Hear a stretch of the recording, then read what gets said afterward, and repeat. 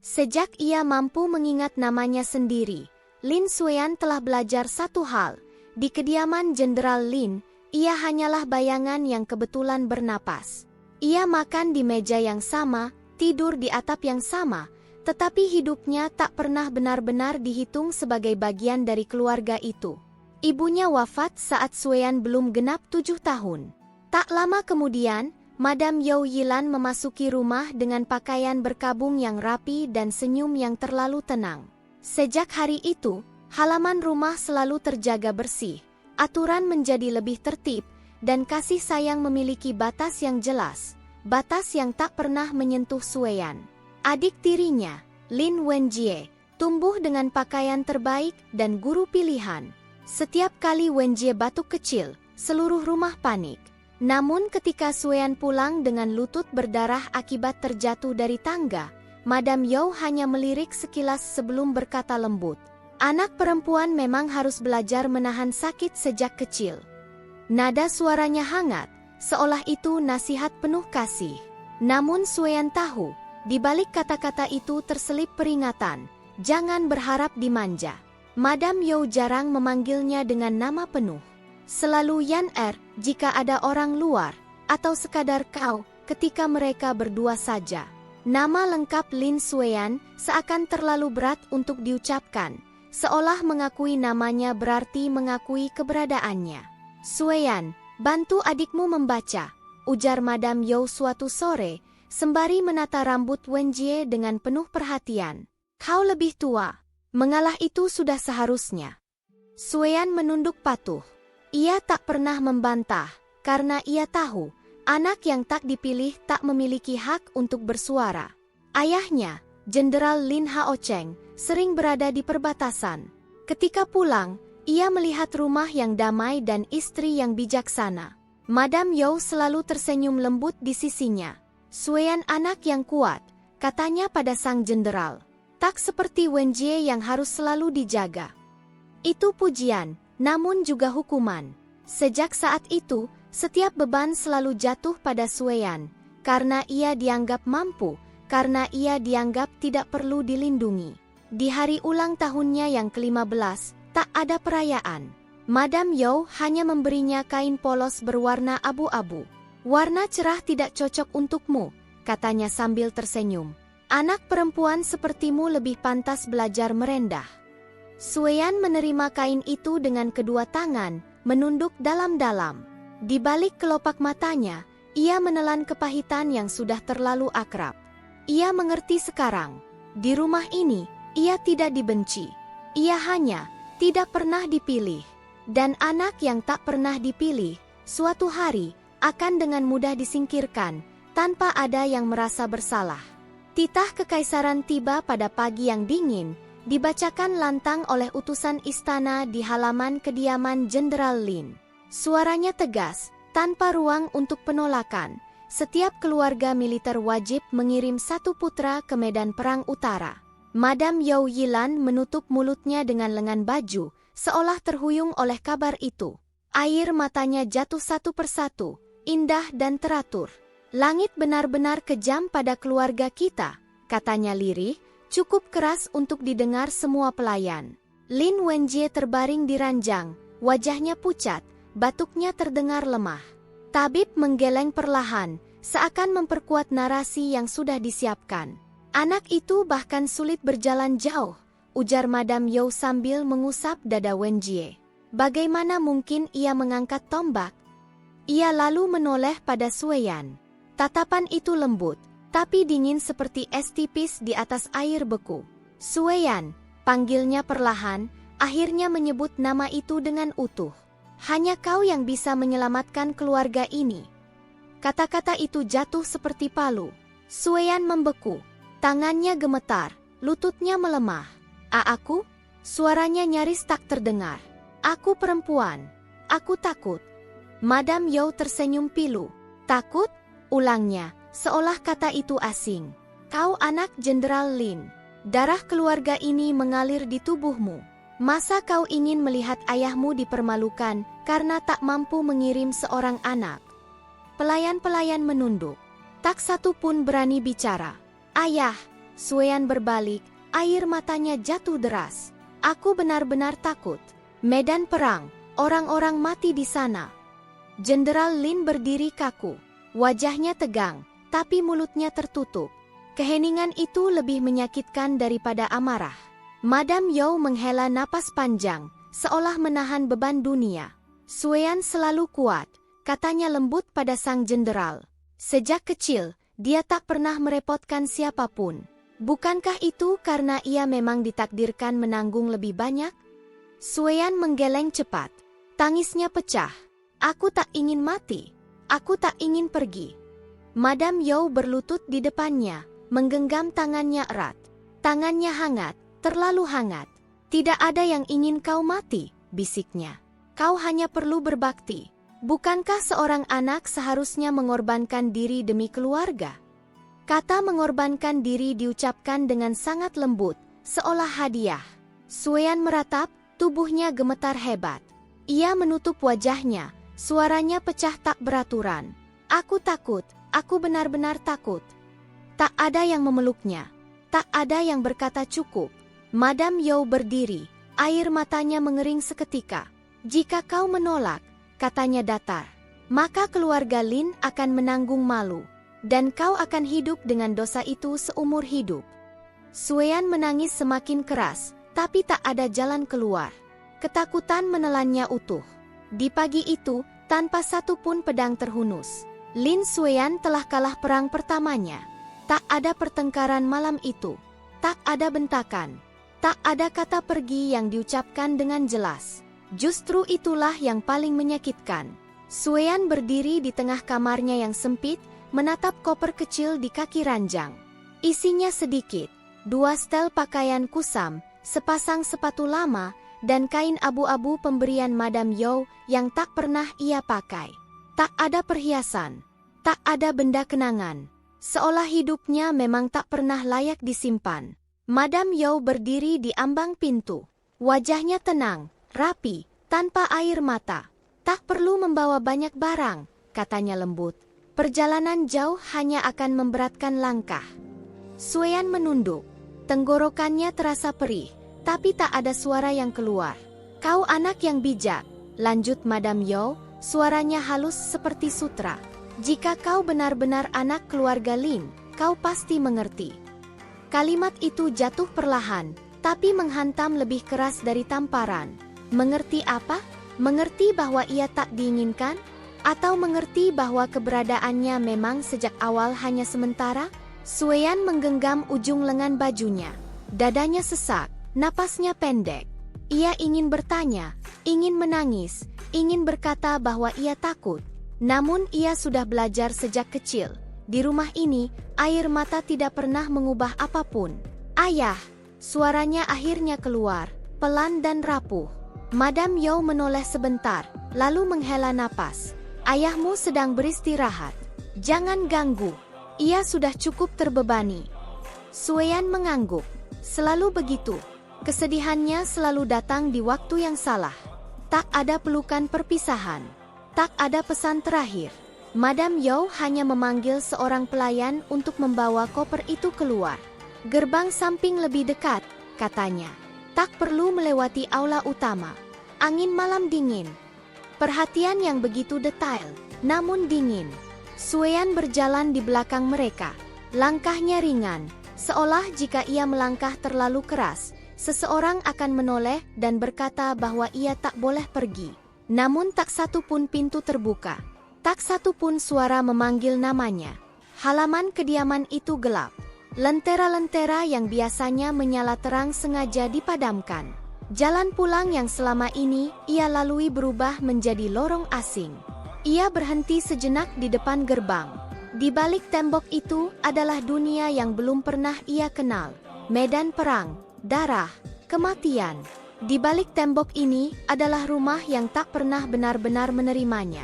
Sueyan menoleh sekali lagi. Jendela kamar Wenjie menyala terang. Tawa kecil terdengar samar. Dunia di dalam sana tetap hangat. Tanpa dirinya, dadanya nyeri, tapi matanya kering. Aneh, ia pikir ia akan menangis. Namun air mata itu seolah sudah habis sejak lama, Habis ditelan hari-hari sunyi yang tak pernah diperhitungkan. Ia melangkah keluar. Gerbang tertutup perlahan di belakangnya. Tak ada suara keras. Tak ada perpisahan dramatis. Hanya bunyi kayu bertemu kayu. Pelan, tapi final. Malam itu, Lin Xueyan pergi tanpa satupun lentera yang menerangi jalannya. Tanpa ada yang melihat. Tanpa ada yang menahan. Dan untuk pertama kalinya, ia mengerti sepenuhnya. Ia tidak diusir karena dibenci. Ia pergi karena tak pernah dianggap tinggal. Malam itu dingin sampai menusuk tulang. Xueyan berlutut di tepi sungai kecil di luar kota. Tangannya gemetar bukan hanya karena udara, tapi karena keputusan yang tak bisa ditarik kembali. Air sungai memantulkan wajahnya. Wajah seorang gadis yang belum pernah benar-benar hidup sebagai dirinya sendiri. Ia menatap bayangan itu lama, seolah ingin menghafalnya. "Maaf," bisiknya lirih, entah pada siapa.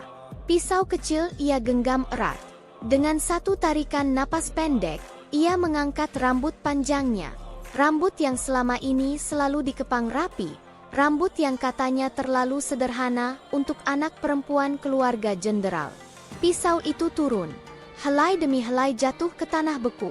Tak ada tangisan keras. Hanya isakan tertahan yang tercekat di tenggorokan. Setiap potongan terasa seperti mencabut bagian dari dirinya. Bukan hanya rambut, tapi identitas. "Aku takut," suaranya pecah. "Tapi aku tak punya tempat kembali." Ia memotongnya pendek, kasar, tak rata. Saat selesai, ia menatap lagi pantulan di air. Wajah itu asing. Mata yang sama, tapi sorotnya berbeda. Lebih kosong, lebih keras. Xueyan mengeluarkan pakaian perempuannya dari koper. Gaun polos, kain abu-abu, selendang tua. Semua yang menandakan siapa dirinya dulu. Ia menumpuknya, lalu menyalakan api kecil. Api menyambar kain dengan cepat. Warna-warna kusam itu berubah jadi abu. Hangatnya api menyentuh wajahnya, tapi dadanya tetap dingin. "Kalau aku tetap hidup sebagai perempuan," bisiknya, "aku akan mati sebelum perang dimulai." Ia menggali tanah dangkal dengan tangan telanjang. Tanahnya keras, dingin, tapi ia terus menggali sampai kukunya perih. Di lubang kecil itu, ia mengubur rambut yang telah dipotong. "Lin Xueyan," katanya perlahan, seolah mengucap nama orang lain. "Kau berhenti di sini." Ia menutup lubang itu, menekannya kuat-kuat, lalu berdiri. Saat fajar menyingsing, gadis itu telah hilang. Yang tersisa hanyalah seorang pemuda kurus dengan mata terlalu tenang untuk usianya. Namanya kini Lin Yan. Barak militer menyambutnya tanpa belas kasihan. "Nama?"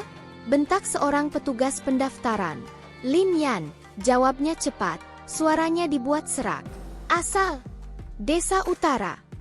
Petugas itu meliriknya dari atas ke bawah.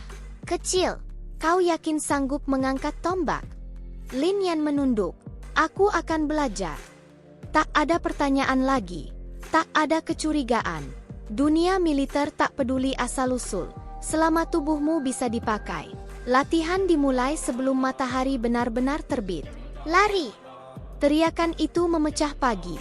Lin Yan ikut berlari bersama puluhan prajurit lain. Nafasnya cepat terengah. Kakinya gemetar, tapi ia tak berani berhenti. "Jangan melambat," teriak instruktur. "Yang jatuh ditinggal." Ia jatuh di putaran kedua. Lututnya terbentur tanah keras. Rasa nyeri menjalar, tajam dan panas. "Bangun!" Seseorang menarik lengannya. Lin Yan mendongak. Seorang pemuda berwajah cerah menatapnya. "Kau mau mati di sini?" "Aku," Lin Yan tersengal. "Aku bisa." Pemuda itu menyeringai. "Bagus. Aku Mei Kiao. Mulai sekarang kau saudaraku." Kata saudara itu membuat dada Lin Yan bergetar. Ia bangkit. Hari-hari berikutnya adalah neraka yang tak pernah tidur. Mengangkat tombak sampai bahu seperti terbakar. Menahan posisi kuda-kuda sampai kaki tak lagi terasa milik sendiri. Dipukul tongkat kayu setiap kali gerakan salah. Darah sering muncul, di telapak tangan, di punggung, di sudut bibir. Tapi Lin Yan tak pernah bersuara. "Kau ini aneh," kata Mei Kiao suatu malam, sambil membalut luka di lengannya. Yang lain teriak-teriak, "Kau diam saja." Lin Yan menunduk. "Kalau aku mengeluh, aku takut aku akan berhenti." Mei Qiao terdiam sejenak, lalu tertawa kecil. "Kau benar-benar keras kepala." "Kenapa kau baik padaku?" tanya Lin Yan pelan.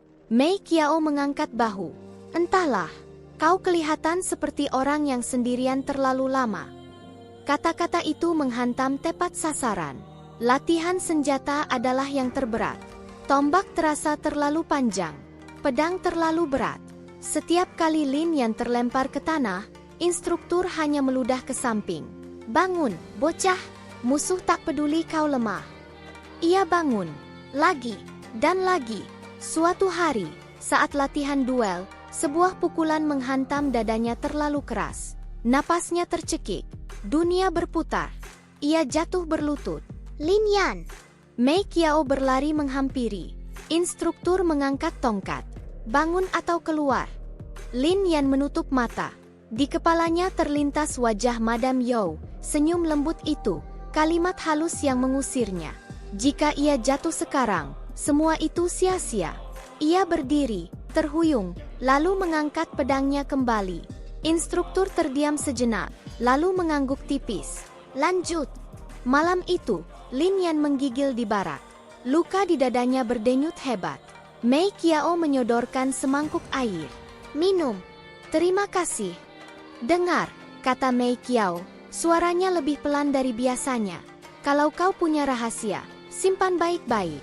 Di sini, yang berbeda biasanya mati lebih cepat." Jantung Lin Yan berdetak keras. "Aku tahu," jawabnya singkat. Ia membaringkan diri, memunggungi semua orang. Tangannya mencengkeram kain tipis di dadanya, kain pengikat yang menahan bentuk tubuhnya setiap hari. Sakit, sesak, tapi aman. Di kegelapan barak, Lin Yan menatap langit-langit kayu dan berpikir. Sebagai perempuan, ia sudah mati. Sebagai Lin Yan, ia harus hidup, apapun harganya.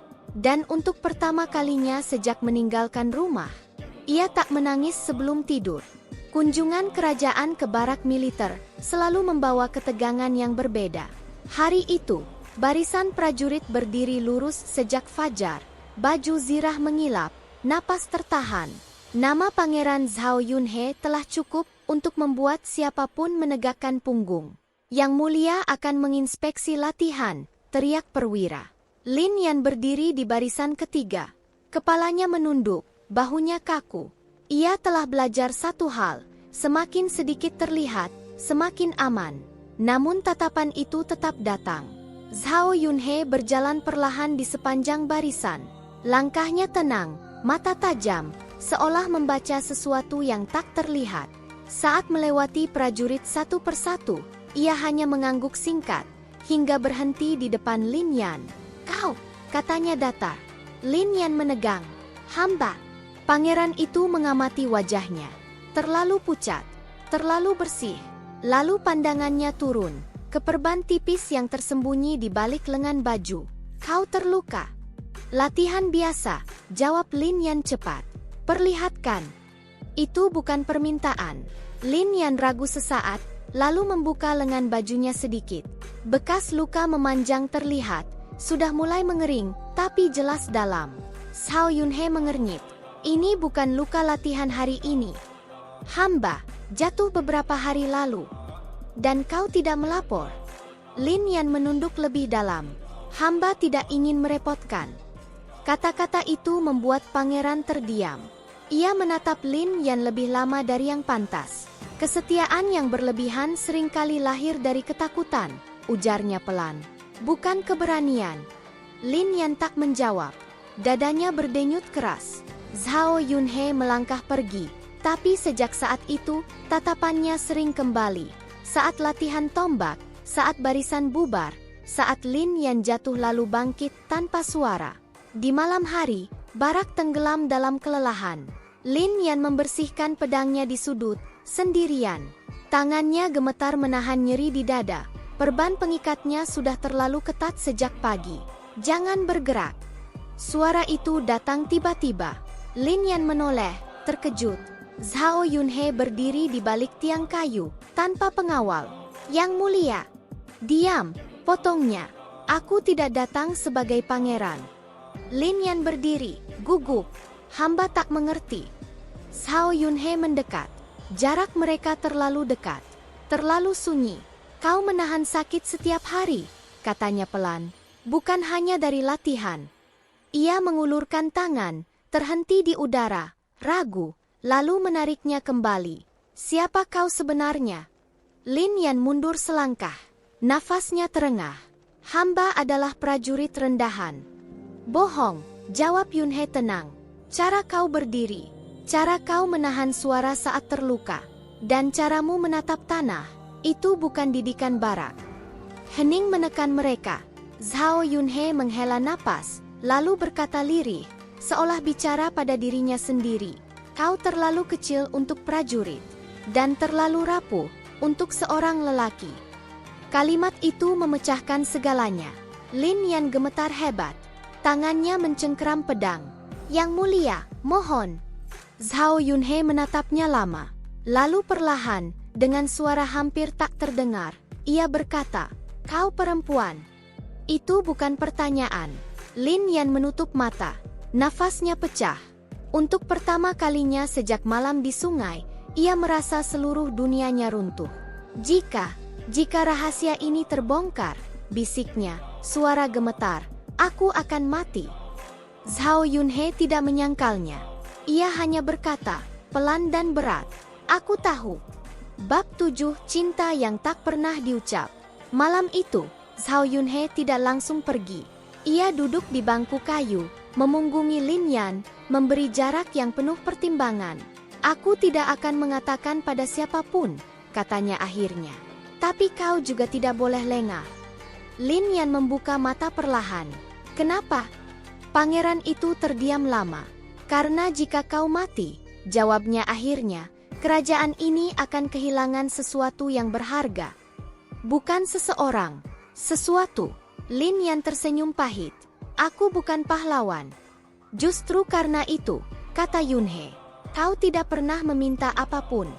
Sejak malam itu, segalanya berubah, dan tetap sama. Zhao Yunhe tidak pernah memanggil Lin Yan secara pribadi lagi. Di depan umum, ia dingin dan berjarak. Namun dalam diam, perlindungan datang tanpa suara. Tugas terlalu berat dialihkan. Obat luka muncul di barak tanpa nama. Perwira yang terlalu kasar ditegur secara halus. Tak satu pun kata terucap. Suatu sore, saat senja turun merah, mereka berdiri di atas tembok barak, berjauhan tapi sejajar. Perang ini akan panjang, kata Yunhe tanpa menoleh. Aku tahu. Kau takut. Lin Yan menatap langit. Aku selalu takut. Tapi aku lebih takut jika semua ini sia-sia. Zhao Yunhe mengepalkan tangannya. Jika aku bisa memilih. Ia berhenti. Lin Yan menoleh. Yang mulia. Yunhe tersenyum tipis. Senyum yang tak pernah mencapai matanya. Aku tidak boleh memilih. Kata-kata itu cukup. Mereka berdiri lama, tanpa saling memandang. Tak pernah ada janji. Tak pernah ada sentuhan. Tak pernah ada pengakuan. Karena cinta itu, jika diucapkan, akan menjadi hukuman mati. Dan di medan perang yang dingin itu, mereka memilih satu hal yang sama. Diam, agar yang lain tetap hidup. Salju turun sejak fajar.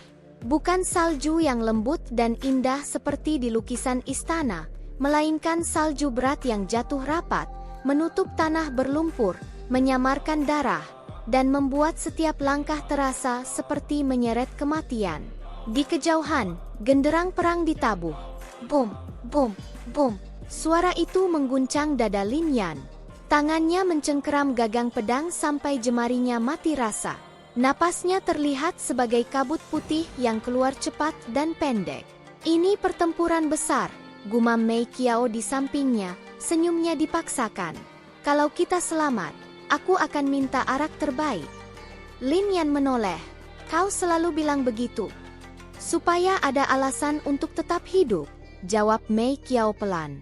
Barisan mulai bergerak. Teriakan komandan memecah udara. Maju!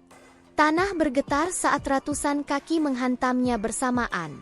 Panah pertama melesat dari arah musuh, seperti hujan hitam yang merobek langit putih. Angkat tameng! Benturan keras terdengar. Anak panah menghantam kayu dan besi. Beberapa prajurit jatuh sebelum sempat berteriak. Lin Yan maju bersama Mei Qiao. Bahu mereka hampir bersentuhan. Di kepalanya hanya ada satu pikiran, jangan terpisah. Musuh muncul dari balik kabut salju. Pasukan utara, wajah-wajah kasar, mata merah oleh dingin dan kebencian. Pedang bertemu pedang. Tombak menembus perut. Darah menyembur, hangat, mencolok di atas salju. Lin Yan menusuk, menangkis, menghindar. Gerakannya cepat, presisi, terlalu rapi untuk prajurit rendahan, terlalu putus asa untuk seorang pemula.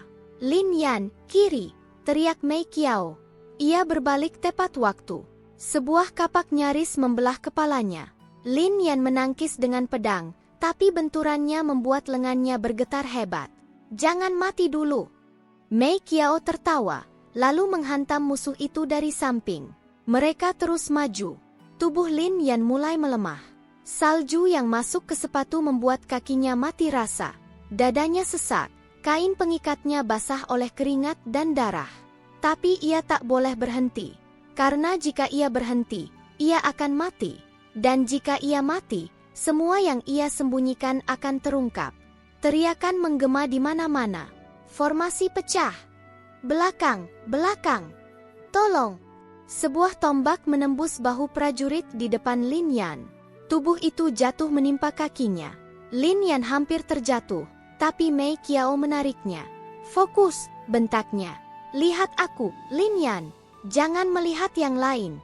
Mereka mundur beberapa langkah, mencari celah. Saat itulah suara trompet terdengar. Panjang, melengking. Pasukan musuh mengerahkan unit berat. Kuda-kuda besar menerobos barisan. Tanah bergetar lebih keras. Kavaleri, teriak seseorang. Kacau. Prajurit terpencar. Formasi runtuh. Salju kini bercampur lumpur dan darah. Mei Qiao mendorong Lin Yan ke balik reruntuhan gerobak. Berlindung. Sebuah kuda melesat lewat, penunggangnya mengayunkan pedang panjang. Lin Yan menunduk, tapi ujung pedang itu menggores lengannya. Darah mengalir cepat. Lin Yan menggigit bibir. Diam, jangan bersuara. Lukamu. Mei Qiao hendak mendekat. Aku bisa, potong Lin Yan. Mereka kembali bertarung. Waktu kehilangan makna. Hanya ada suara napas, benturan logam, dan jeritan orang-orang yang tak akan pulang.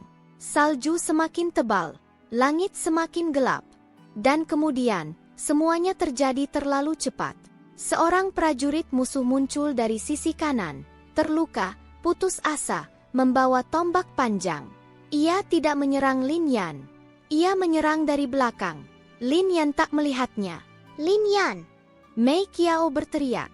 Ia berlari, tanpa berpikir, tanpa ragu. Tubuh Mei Qiao menghantam Lin Yan, mendorongnya ke samping. Tombak itu menembus dada Mei Qiao, tepat, dalam, mematikan. Waktu berhenti. Mei Qiao, suara Lin Yan bergetar. Mei Qiao terjatuh ke salju. Darah mengalir deras dari mulutnya, merah menyala di atas putih. Lin Yan berlutut di sampingnya, tangannya gemetar menahan tubuh sahabatnya. Kenapa? Kenapa kau? Mei Qiao tersenyum. Senyum kecil, lemah, tapi hangat. Bodoh, bisiknya. Kalau kau mati, siapa yang akan menemaniku minum arak? Lin Yan mengguncang kepalanya. Air mata menggenang, tapi tak jatuh. Jangan bicara, kau akan hidup, kau selalu bilang. Lin Yan, napas Mei Qiao terputus-putus. Kau, bukan orang yang seharusnya mati di sini. Darah mengalir lebih banyak. Jangan, jangan pergi, suara Lin Yan pecah. Aku mohon. Mei Qiao mengangkat tangan, menyentuh lengan Lin Yan dengan sisa tenaganya. Saudaraku. Kata itu, satu-satunya kata yang pernah membuat Sueyan merasa tidak sendirian. Jemari Mei Qiao jatuh lemas. Matanya terbuka, tapi kosong. Salju turun lebih deras, perlahan menutupi darahnya, menutupi wajahnya, menutupi senyum terakhirnya. Lin Yan membuka mulutnya. Jeritan itu ingin keluar.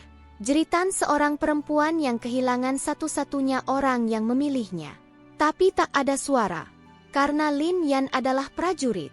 Dan prajurit tidak menangis. Ia menunduk, dahinya menyentuh salju yang dingin dan merah. Bahunya bergetar hebat. Air mata jatuh tanpa suara, membeku di pipinya. Di sekelilingnya, perang masih berlangsung. Lin Yan berdiri, wajahnya kosong, matanya gelap. Ia mengangkat pedangnya, kali ini tanpa ragu, tanpa takut, tanpa harapan. Musuh di hadapannya jatuh satu persatu. Salju menelan darah. Darah menelan rasa sakit. Dan di tengah medan perang itu, Lin Xueyan kehilangan orang terakhir yang memanggilnya saudara. Sejak hari itu, tak ada lagi yang tersisa untuk dilindungi. Selain rahasia yang harus ia bawa sampai mati. Angin utara berteriak seperti binatang terluka. Medan perang belum selesai.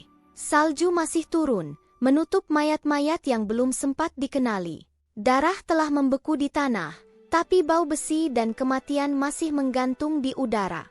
Pasukan kerajaan goyah. Kematian Mei Qiao meninggalkan lubang di barisan kecil tempat Lin Yan berdiri, tapi itu bukan satu-satunya kehilangan hari itu. Dari sisi kanan medan, kabar buruk menyebar seperti racun. Jenderal Shen Beiming terluka parah. Lin Yan mendengarnya dari teriakan prajurit yang berlari tergesa. Jenderal jatuh.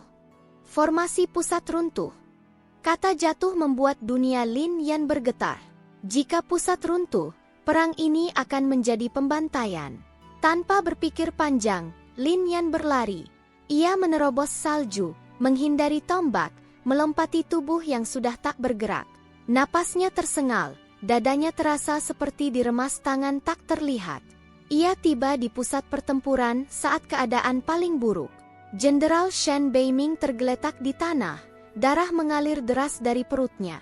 Dua perwira mencoba melindunginya, tapi pasukan musuh mengepung dari 3 arah. Bertahan, teriak seorang perwira, suaranya panik. Lin Yan mengangkat pedangnya. Tarik pasukan sayap kiri, teriaknya lantang. Bentuk setengah lingkaran. Lindungi jenderal. Semua mata menoleh. Siapa kau? Bentak seorang perwira senior. Prajurit Lin Yan, jawabnya. Kalau kita tetap di sini, kita habis. Tak ada waktu untuk perdebatan. Musuh sudah terlalu dekat. Lakukan, teriak Lin Yan lagi, suaranya pecah oleh dingin dan darah. Entah karena putus asa atau karena nada itu terlalu yakin, pasukan bergerak. Tombak diangkat. Tameng disatukan. Benturan berikutnya mengguncang bumi. Lin Yan berada di garis depan. Pedangnya bergerak cepat, menangkis, menusuk, memotong. Setiap ayunan terasa lebih berat dari sebelumnya. Setiap napas seperti menghirup pecahan es. Darahnya sendiri mengalir dari luka-luka lama yang kembali terbuka. Jenderal, Shen Beiming membuka mata setengah. Kau bukan. Jangan bicara, kata Lin Yan cepat sambil berlutut. Kami akan membawa Anda keluar. Jenderal itu tersenyum lemah. Kau memimpin mereka dengan baik. Lin Yan menelan ludah. Hamba hanya tidak ingin semua orang mati. Kalau aku tidak bertahan, Shen Beiming batuk darah. Ambil alih. Kata-kata itu jatuh seperti titah. Sebelum Lin Yan sempat menjawab, teriakan datang dari belakang. Kavaleri musuh dari timur. Lin Yan berdiri. Ia menatap medan perang yang hancur, pasukan yang kelelahan, pemimpin yang gugur, dan musuh yang masih terlalu banyak. Jika mereka mundur sekarang, mereka akan dibantai. Ia mengangkat pedangnya tinggi-tinggi. Dengarkan aku, teriaknya. Suara itu menembus gemuruh pertempuran. Kita tidak punya jalan pulang selain maju. Jika barisan ini runtuh, tidak akan ada yang kembali. Beberapa prajurit ragu, beberapa terluka, beberapa gemetar.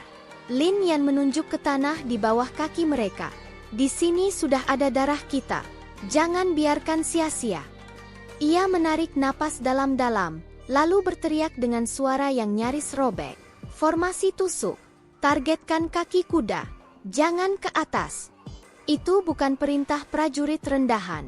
Itu perintah seorang komandan.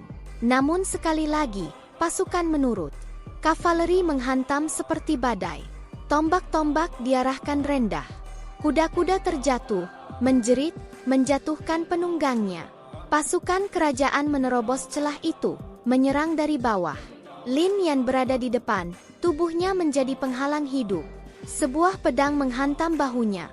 Ia terhuyung, tapi tetap berdiri. Sebuah tombak menggores rusuknya. Ia menggigit bibir sampai berdarah. Tidak boleh bersuara. Ia tidak boleh jatuh. Karena jika ia jatuh, semua ini runtuh. Lin Yan, teriak seorang prajurit. Lukamu. Maju, balasnya.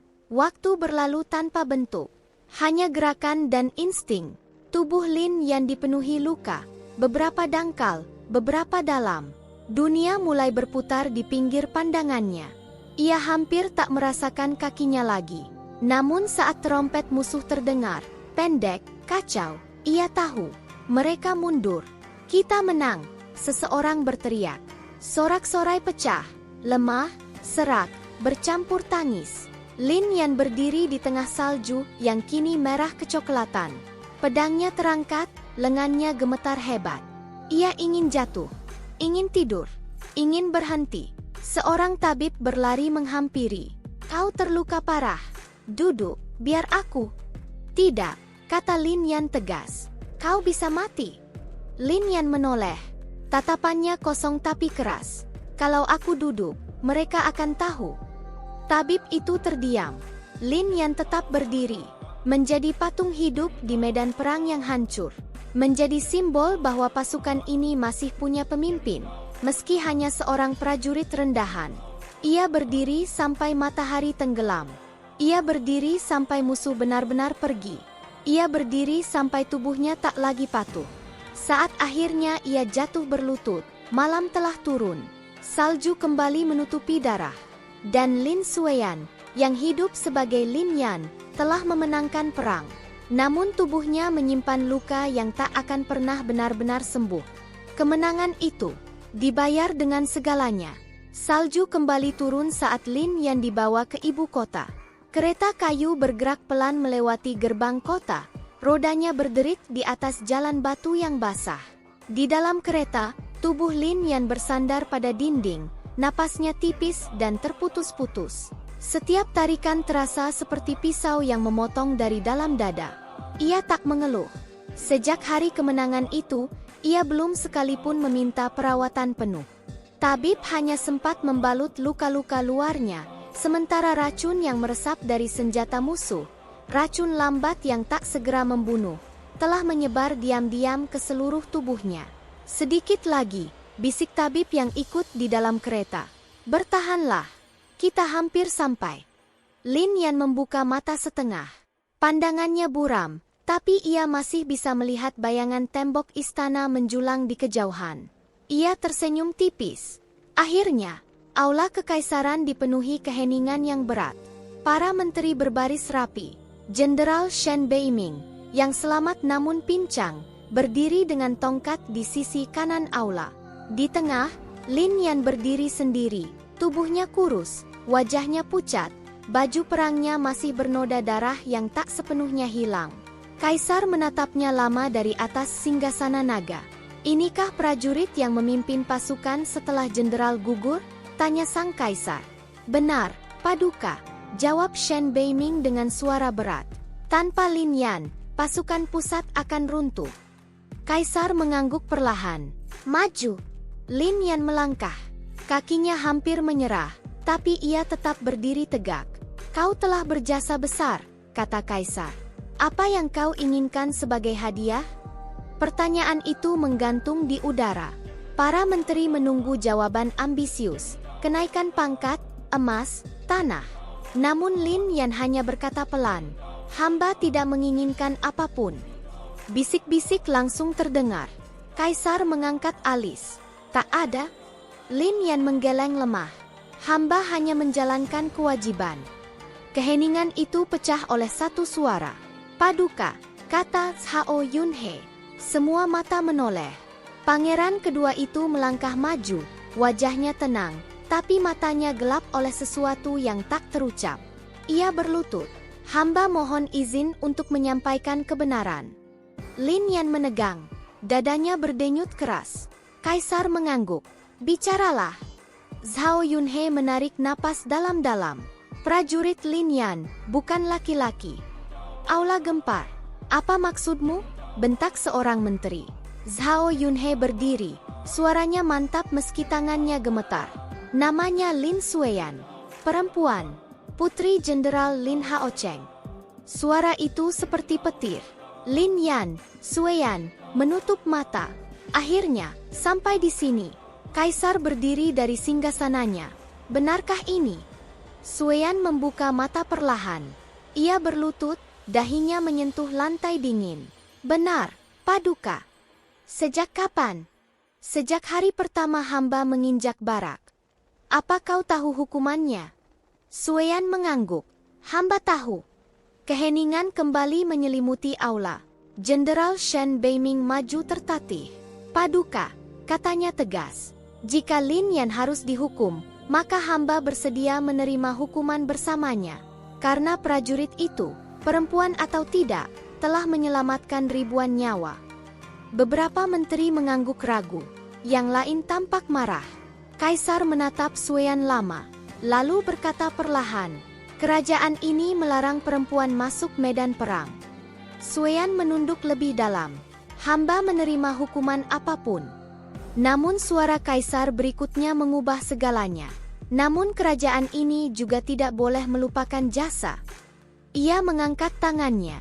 Lin Sueyan, dengan ini aku mengangkatmu sebagai jenderal wanita pertama dalam sejarah kerajaan. Aula sunyi. Lalu meledak oleh bisik tak percaya. Sueyan terdiam. Ia tidak merasa bahagia. Ia hanya lelah. Zhao Yunhe menatapnya, matanya berkilat.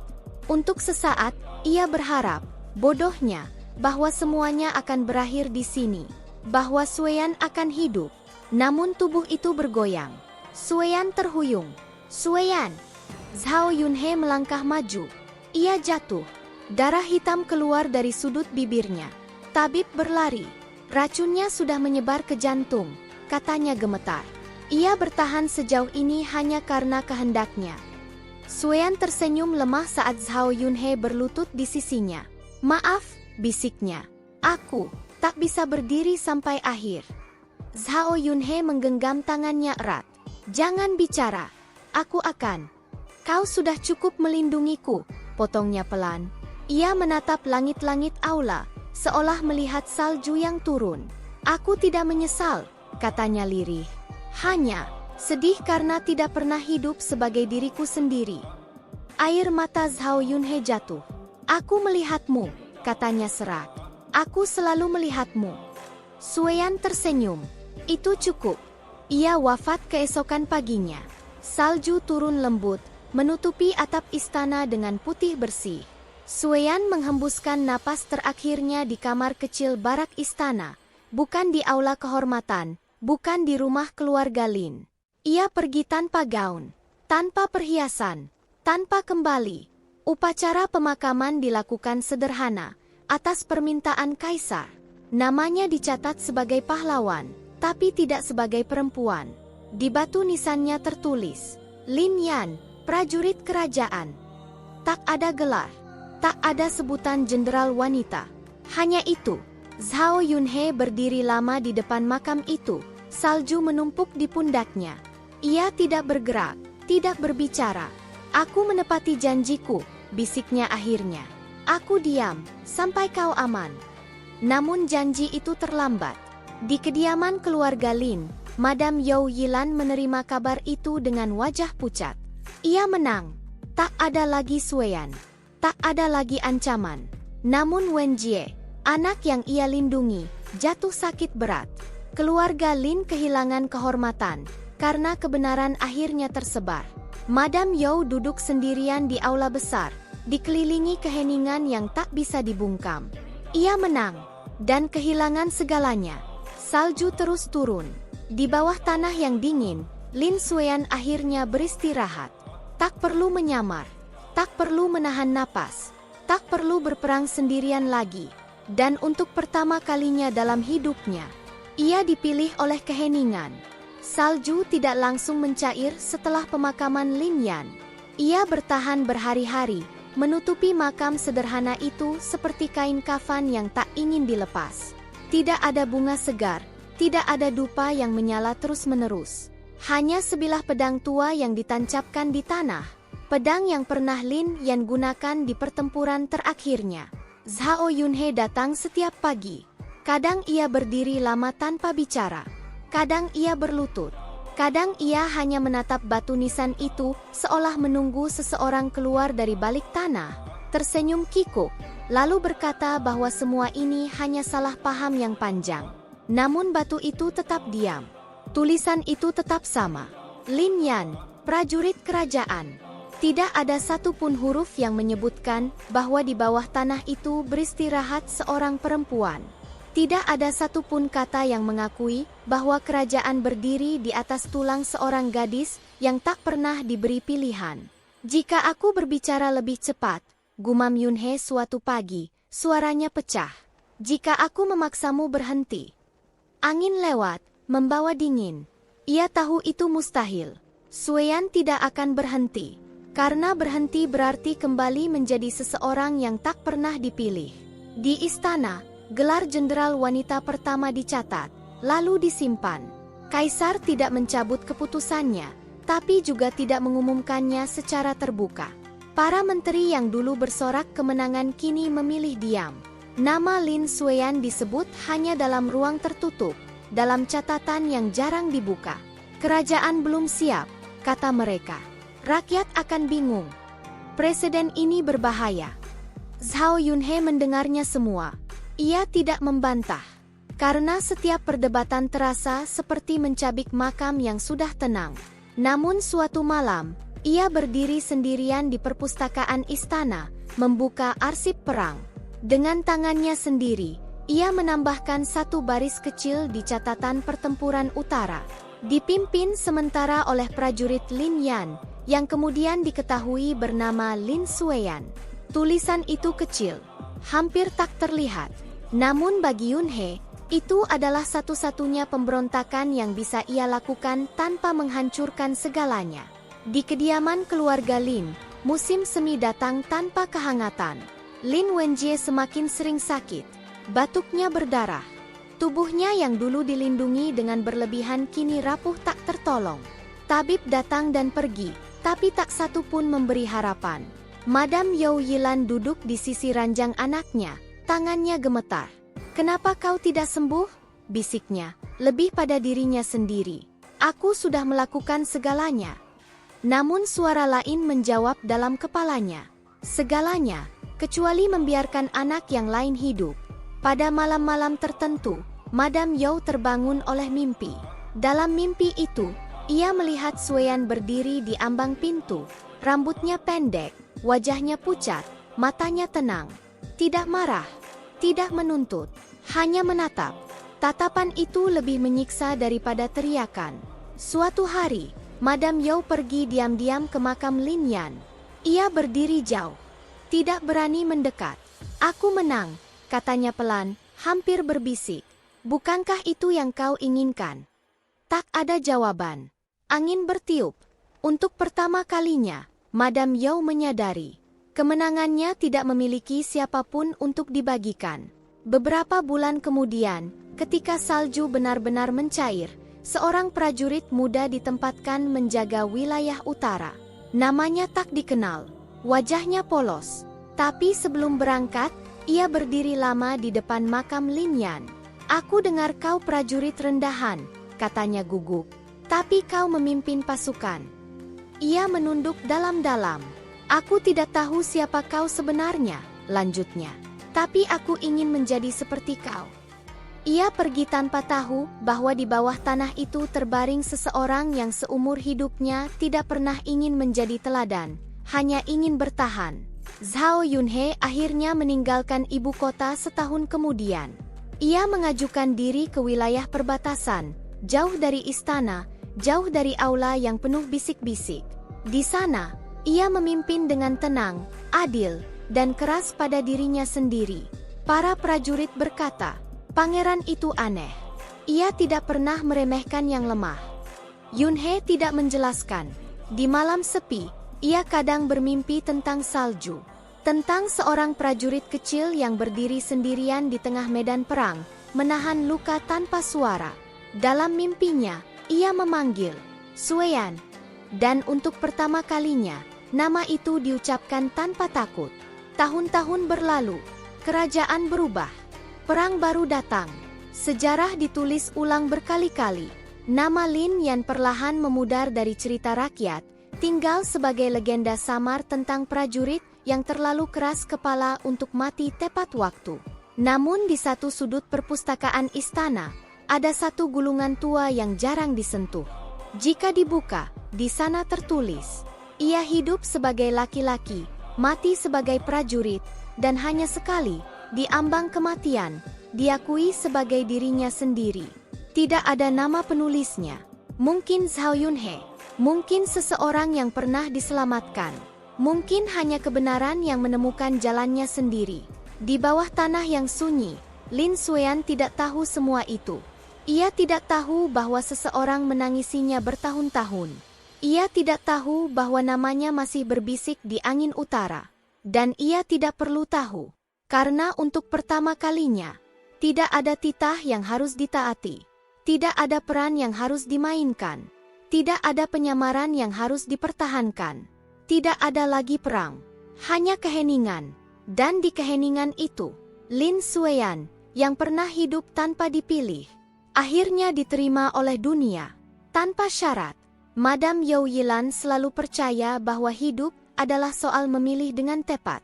Siapa yang dilindungi, siapa yang dikorbankan, dan siapa yang boleh tersisih tanpa menimbulkan suara. Selama bertahun-tahun, ia yakin telah memilih dengan benar. Namun setelah kematian Lin Yan, yang baru kemudian ia tahu bernama Lin Sueyan, rumah keluarga Lin menjadi terlalu sunyi untuk disebut rumah. Kediaman keluarga Lin tidak runtuh dalam semalam. Ia membusuk perlahan, seperti kayu tua yang dimakan rayap dari dalam. Setelah kematian Lin Yan, atau Lin Sueyan, nama yang akhirnya beredar dengan suara berbisik, kehormatan keluarga Lin memang tidak langsung dicabut. Kaisar tidak menjatuhkan hukuman terbuka. Namun di dunia para pejabat, diam seringkali lebih mematikan daripada murka. Undangan berhenti datang. Hubungan lama memudar. Nama keluarga Lin tak lagi disebut dengan hormat, hanya dengan hati-hati. Madame Yao Yilan merasakannya pertama kali saat kepala pengurus datang dengan wajah pucat. Nyonya, pemasok beras menolak memberi utang. Madame Yao menegang. Omong kosong. Sebutkan nama keluarga Lin. Pengurus menunduk lebih dalam. Mereka bilang, keluarga Lin tidak lagi dilindungi siapapun. Kata-kata itu seperti tamparan. Perlahan, satu persatu barang berharga dijual. Perhiasan emas, lukisan tua, bahkan meja giok di aula depan. Rumah yang dulu penuh pelayan kini hanya menyisakan dua orang tua yang bergerak dengan langkah ragu. Dan Lin Wenjie, anak yang selama ini ia lindungi mati-matian, tidak berubah menjadi penopang. Ia semakin lemah. Bukan hanya tubuhnya. Wenjie tumbuh menjadi pria muda yang mudah panik, mudah mengeluh, dan tak sanggup menahan tekanan sekecil apapun. Ia gagal dalam ujian sipil. Gagal pula dalam urusan dagang kecil yang coba dibuka Madame Yao dengan sisa uang terakhir. Suatu sore, Wenjie pulang dengan wajah pucat. "Ibu," katanya gugup, aku kehilangan uang itu." Madame Yao menoleh perlahan. "Uang apa?" "Uang yang kau titipkan, untuk membeli kain." Hening, lalu suara pecahan keramik menghantam lantai. "Kau kehilangan semuanya," jerit Madame Yao. Suaranya melengking. "Kau tahu itu uang apa?" Wenjie mundur ketakutan. "Aku tidak sengaja." "Diam!" Madame Yao gemetar. Dadanya naik turun. Untuk pertama kalinya dalam hidupnya, ia merasa tak berdaya sepenuhnya. "Kau bahkan tak bisa menjaga uang," katanya dengan suara bergetar oleh amarah dan putus asa. "Apa yang bisa kau lakukan di dunia ini?" Wenjie menunduk. "Aku sudah berusaha." Kau selalu bilang itu. Madam Yao tertawa pahit. Berusaha? Dengan tubuh lemah dan kepala kosong itu. Kata-kata itu keluar begitu saja. Dan saat mengucapkannya, wajah lain muncul di benaknya. Wajah Lin Xueyan. Anak yang tak pernah ia lindungi. Anak yang tak pernah ia biarkan gagal, karena ia tak pernah diberi kesempatan untuk mencoba. Kalau saja, Madam Yao berhenti bicara. Wenjie menoleh. Kalau saja apa, Ibu? Madam Yao memejamkan mata. Kalau saja Xueyan masih hidup. Kalau saja anak itu yang berdiri di sini. Pikiran itu membuatnya gemetar hebat. Sejak hari itu, Madam Yao sering marah. Marah pada Wenjie. Marah pada dunia. Marah pada bayangan yang tak pernah pergi. Setiap kali Wenjie mengeluh lelah, Madam Yao menyindir tajam. Kau baru berjalan sejauh ini sudah mengeluh. Kakakmu dulu berlari di medan perang. Setiap kali Wenjie jatuh sakit, ia berkata dingin. Kalau kakakmu selemah ini, dia sudah mati sebelum dewasa. Wenjie menatapnya dengan mata merah. Ibu, kenapa ibu selalu membandingkanku dengannya? Madam Yao membeku, karena ia sendiri tidak tahu jawabannya. Malam-malam di rumah itu kini penuh teriakan. Bukan karena pertengkaran besar, melainkan karena luka kecil yang terus digores ulang. Wenjie mulai membenci nama Lin Xueyan. Bukan karena ia mengenalnya, tapi karena ia selalu kalah oleh bayangan seseorang yang bahkan sudah mati. Suatu malam, hujan turun deras. Madam Yao duduk sendirian di aula yang hampir kosong. Lampu minyak redup. Angin masuk dari jendela yang tak lagi diperbaiki. Ia memandangi tangannya sendiri. Tangan yang dulu gemar menata rambut Wenjie. Tangan yang dulu dengan lembut mendorong Xueyan keluar dari rumah. Kenapa kau tidak mati lebih cepat? Gumamnya. Entah pada siapa. Namun yang terlintas di benaknya justru adegan lain. Xueyan kecil, berdiri di halaman, membawa lutut berdarah, menunduk tanpa menangis. Madam Yao menutup telinganya. Berhenti, bisiknya. Berhenti muncul. Namun bayangan itu semakin jelas. Kenapa kau tidak takut? Suara dalam kepalanya bertanya. Kenapa kau tidak memohon? Madam Yao tertawa pendek, hampir gila. Aku menang, katanya keras. Aku menang. Namun suaranya menggema kosong di ruangan besar yang kini tak punya siapapun. Wenjie akhirnya pergi. Bukan untuk merantau dengan gagah, melainkan melarikan diri. Ia tidak sanggup lagi tinggal di rumah yang setiap sudutnya membandingkannya dengan seseorang yang tak bisa ia kalahkan. Madam Yao menemukan surat pendek di meja. Ibu, aku tidak sekuat kakak. Maaf. Surat itu terjatuh dari tangannya. Ia berteriak memanggil nama Wenjie, tapi yang menjawab hanya hujan. Untuk pertama kalinya, ia benar-benar sendirian. Tak ada anak yang bisa ia lindungi. Tak ada anak yang bisa ia salahkan. Hanya dirinya sendiri. Tahun berikutnya, Madam Yao hidup dari sisa-sisa. Ia menjual kain di pasar. Orang-orang mengenalinya. Atau lebih tepatnya, mengingat siapa ia dulu. Bukankah itu istri Jenderal Lin? Yang mengusir putri jenderalnya ke perang? Katanya anak tirinya mati sebagai pahlawan. Setiap bisikan menusuk. Madam Yao berjalan dengan kepala tertunduk. Punggungnya membungkuk. Wajahnya menua terlalu cepat. Suatu hari, saat salju tipis turun, ia tanpa sadar melangkah menuju pemakaman. Ia berdiri di depan batu nisan sederhana itu. Lin Yan, prajurit kerajaan. Madam Yao berlutut, bukan untuk meminta maaf. Ia bahkan tak yakin pantas. Aku ingin kau tahu, katanya serak. Aku menang, tapi aku kalah dari hidup. Air mata jatuh, akhirnya. Namun batu itu tetap diam. Tidak menghakimi, tidak memaafkan. Hanya menjadi saksi. Di usia tuanya, Madam Yao sering berbicara sendiri. Kadang ia memanggil Wenjie, kadang ia memanggil Xueyan, dan seringkali ia membandingkan keduanya, bahkan ketika tak ada lagi yang mendengar. Di rumah kecil yang bocor atapnya, di malam-malam dingin tanpa lentera, Madam Yao akhirnya mengerti. Ia telah menyingkirkan satu anak karena takut kehilangan yang lain. Namun pada akhirnya, Ia kehilangan keduanya, dan itulah hukuman yang paling sunyi.